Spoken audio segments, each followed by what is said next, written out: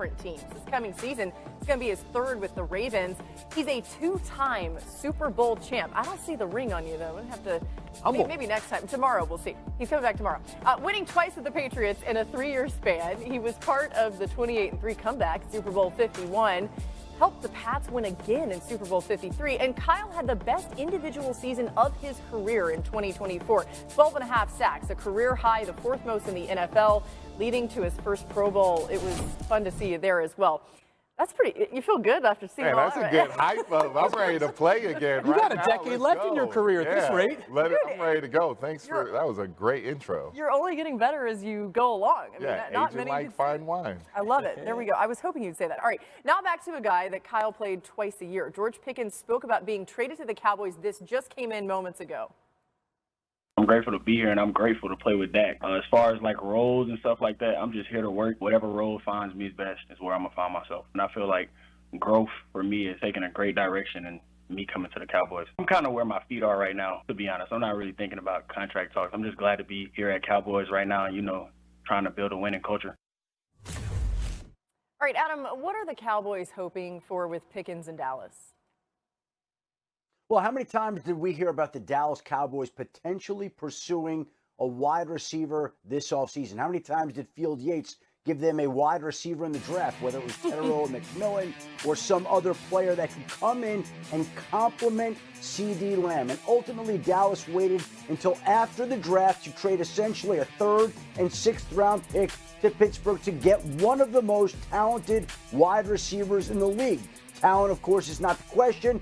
There are other issues and questions, and he will have to overcome in Dallas, George Pickens will, a history of other Steelers wide receivers being traded and producing less in their new home. It's a long list of wide receivers: Antonio Brown, Mike Wallace, Antonio Holmes, Juju Smith-Schuster, Deontay Johnson, Martavis Bryant, Chase Claypool. Very few wide receivers have been moved away from Pittsburgh and gone on to shine elsewhere. Emmanuel Sanders, one of the only exceptions. And now it's up to George Pickens to try to do something that many other wide receivers could not. He's 24. He's going to have a great opportunity to do it. He's got a lot on the line in the last year of his contract, but it's going to be up to him this season. It's an interesting list, Adam, for sure. And look, I mean, no one doubts the talent of George Pickens, right? He'll join CD Lamb to form what could be one of the better wide receiver duos in the league. Both wideouts went over 2,000 receiving yards in the last 2 seasons. They're one of 2 sets of current teammates who each had at least 2,000 yards since 2023, along with Puka Nacua, Devontae Adams on the Rams. So really good company there. Nina, how do you see Pickens fitting in this offense for the Cowboys? Seamlessly. I mean, I like it for a lot of the same reasons I liked the possibility of Tedder McMillan going to the Cowboys, and Pickens is more proven. Big-bodied X-receiver, contested catch guy, explosive downfield. Pairs really well with CD Lamb, who, of course, has the versatility, to play in the slot and outside, so you can hunt matchups. And the quarterback, Dak Prescott, who's aggressive, throwing downfield when he sees one-on-ones. I also think having both Pickens and Lamb will help the run game, which has struggled in recent years. They're going to face a lot of those too high shell coverages, more room underneath. They've invested in the offensive line. They drafted a back. So I think we're going to see a more balanced offense as a result. Yeah, Kyle, you heard what Pickens said about Dallas. You've been traded before. How does a player go about entering a new locker room, trying to ingratiate himself with everybody else already in there? Yeah, I mean, the biggest thing is gaining the trust of your players and your teammates. George Pickens, great, phenomenal talent. Now he has to do the, hey, how you doing? Are you doing good today? Build the trust of your teammates. Get a relationship with that quarterback, Dak Prescott. He said Dak Prescott already reached out to him, so that's key. But he really has to do that in practice. One thing that I did when I got traded was gain the trust with my play. I didn't go in and talk and do all that. I tried to gain the trust of my teammates. I did that in practice. The first day, thanks Jimmy G, I picked him off, and that was kind of the start of my trust with the teammates and the coaches. So George Pickens, please gain the trust of your teammates, and then the rest, You're good at what you do. Just make plays. So can the Cowboys trade for Jimmy G from the Rams, late round pick, just to get the George Pickens confidence sky high? So on paper, we've talked about this now. So the cost was moderate in terms of the draft compensation, right? Essentially a third and a fifth next year. On top of that, George Pickens is going to make less than $4 million next season for a guy who's already got a 1,000-yard season on his ledger. That is basically pennies in NFL wide receiver money. On top of that, Mina talks about the fit. It's a quarterback who's unafraid to be aggressive. He'll be the number 2. He'll take pressure off of CeeDee Lamb. All of these things seem great, right? It reminds us, though, that this is a straightforward trade. This trade will be as good as George Pickens wants and allows it to be. George Pickens has a chance to prove that he can be accountable. He can be a reliable teammate every single day, that he can control his emotions on the field. If those weren't question marks, major question marks, I would say, he wouldn't have been available in the first place. The Steelers wouldn't have traded the second-round pick to the Seahawks and then paid DK Metcalf $150 million. On paper, there's so much to like about this trade. And for a guy who's going into the final year of his rookie contract with this huge pot on the proverbial other side of the rainbow available, Kyle, this is a massive, massive opportunity for him to make good on what seems like a tailor-made fit. Yeah, I mean, Jahan Dotson was traded last year from the Redskins to the Eagles for a third-round pick. I think the Cowboys are getting great value in a third-round pick. But more importantly, let's say he does ball out and they don't want to pay him.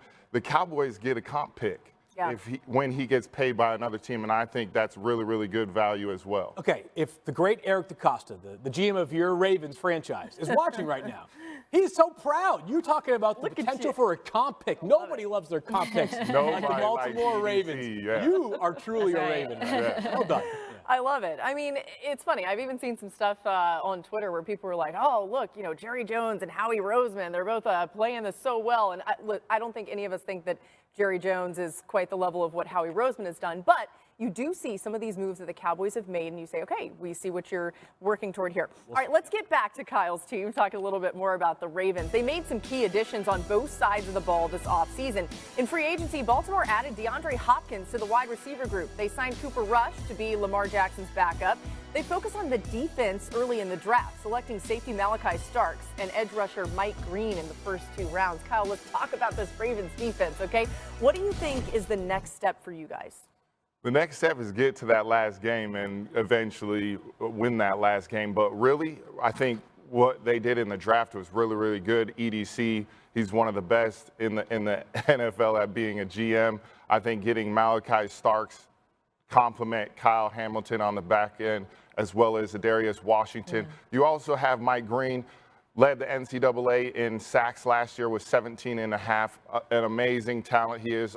Fell all the way to the second round where we picked him up. We didn't have any glaring needs, so being able to draft those guys to develop them, be around other good players within the Ravens defense. And then Zach Orr, that second year for him, being comfortable as the DC, taking that next step. We're excited to take that next step and just coming together, buying into that Ravens defense. We had a year that we didn't want to have last year. I think we're ready to get back to where it's always been at the top.